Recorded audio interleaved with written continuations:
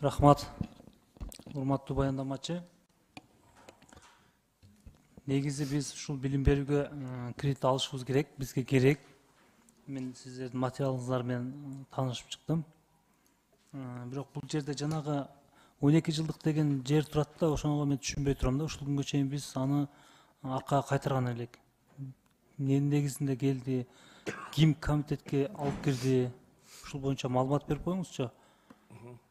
Жана аппарат сиз да жооп берип койсоңуз, кандай келип калды, биз муну аркага теппедик беле.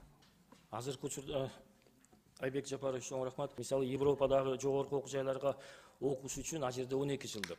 12 жылдык биздин окуу системасын бүтүрүп туруп анан биринчи курска студенттерибиз өтө албай калып атышат. Себеби 1 жыл даярдоо курстарынан өтүп атышат. Бул болсо ар бир үй бүлөгө кошумча тамак каражаты чыгым болот, жатаканасы чыгым болуп атат. Анан ошо курстарга төлөмү чыгым болуп атат. Андан тышкары азыркы учурда ошо нулевой классыбыз бар, плюс садиктерде подготовительный группаларыбыз бар.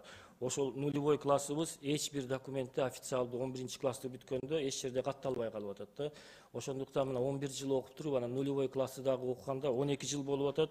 Биз ошону эле закондоштуруп, ошо айрым биздин жарандарыбызга, айрым мектептин бүтүрүүчүлөрүнө чет жака окууга мүмкүнчүлүк берели деп ошону көздөп атабыз да. Ошол Рахмат.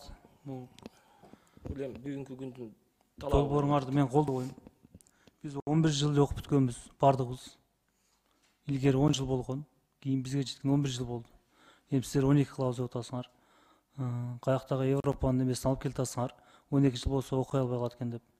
Биздин окуучуларыбыз өзүнүн Кыргызстанда башка жакка деле барып окуп атат. Убагында деле окуган 10 жылдык система менен, 11 жылдык система менен да окуган. Анан эми бул болбойт. Бул себеби жогорку кеңешке келген. Биз аркага кайтарганбыз.